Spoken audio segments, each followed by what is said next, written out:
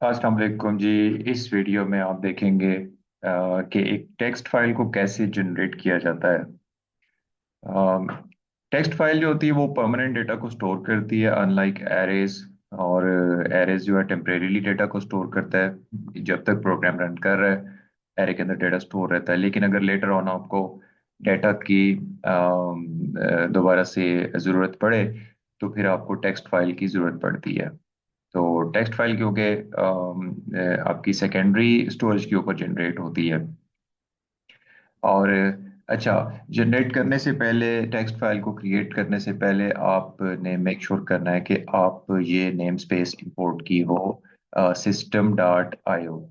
ठीक है, क्योंकि ये इसके अंदर ही स्ट्रीम राइटर की क्लास होती है, तो इसको हमें इंपोर्ट करना पड़ता है।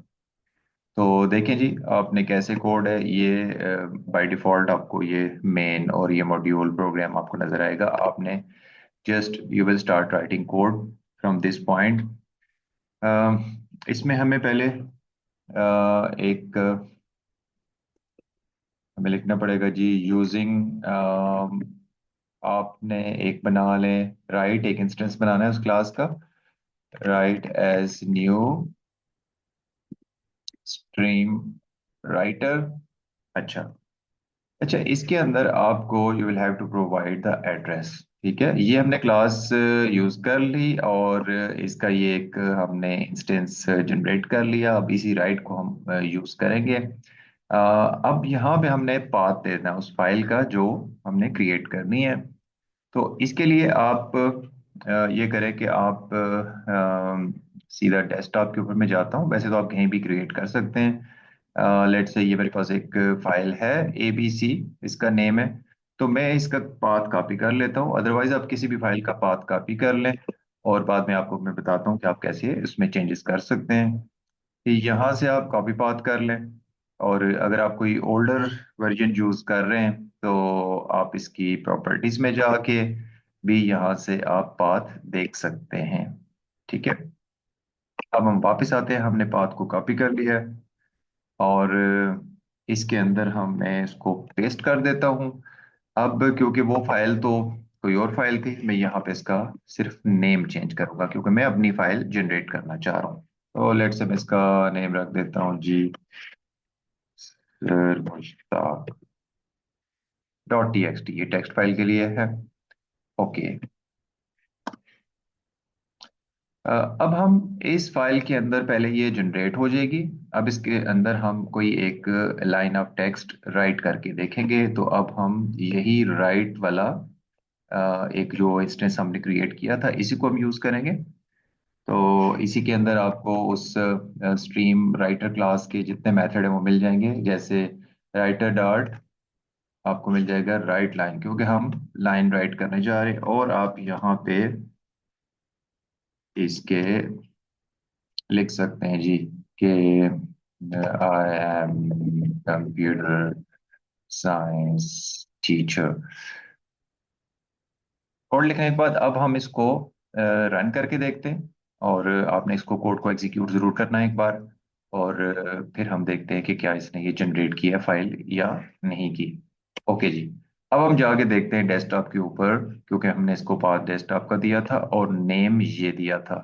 और उसके अंदर हम एक्सपेक्ट कर रहे हैं कि ये I am computer science teacher ये उसके अंदर लिखा होना चाहिए। तो जी let's go to the desktop. तो इसमें हम इस विंडो को जरा साइड पे करते हैं। ये देखें जी, सर मुश्ताक। और ये देखें, आपको वही लाइन इसके अंदर नजर आएगी। ठीक है, ओके जी। तो अभी हम देखते हैं कि एक से ज्यादा अगर लाइंस आपने ऐड करनी है तो ऑफ कोर्स उसी तरह आप फिर लूप यूज करेंगे। अब हमने लूप को कहाँ पे, क्योंकि हम 10 लाइंस लिखना चाह रहे हैं। और दूसरी इसमें चेंज ये करेंगे कि अब यूजर एंटर करेगा डेटा। और वो जो भी यूजर एंटर करे लाइन ऑफ टेक्स्ट, वो फाइल के अंदर जाके स्टोर हो जाए। तो हम जी यूज करते हैं loop for count equal 1 to, चलें इसको 5 तक हम कर लेते हैं। और यूजर को कहते हैं जी ये स्क्रीन के ऊपर लिखा आएगा जी, एंटर एनी टेक्स्ट। और अब टेक्स्ट को स्टोर करने के लिए मुझे एक वेरिएबल को डिक्लेयर करना है। मैं उसको यहाँ पे डिक्लेयर कर सकता हूँ जी, डिम str कह देता हूँ एज स्ट्रिंग। अब क्योंकि हमने इसके अंदर काउंट भी यूज कर लिया है तो हमने काउंट को भी डिक्लेयर कर लेते हैं एज इंटीजर। ओके जी। तो जो वेरिएबल हम यूज करते हैं उनको हम डिक्लेयर जरूर करते हैं। और अब इस स्ट्रिंग के अंदर यूजर की वैल्यू को इनपुट ले लेते हैं, कंसोल डॉट रीड लाइन। और अब ये हमने यूजर से ये वैल्यू जो आएगी वो वहाँ पे इस वेरिएबल में स्टोर हो जाएगी str में। और अब इसको हम फाइल के अंदर जाके राइट करते हैं। तो उसके लिए हम क्या यूज करते हैं जी, राइट डॉट राइट लाइन। क्या लिखो, ये जो यूजर से लिया था str।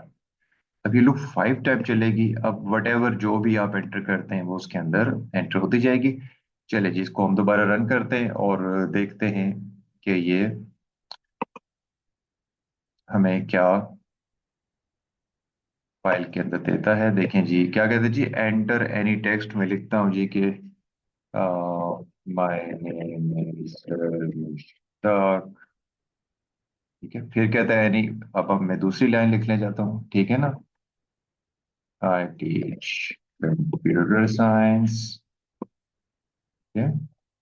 और तीसरी लाइन जी, फॉर तो एंड ए लेवल्स। ठीक है।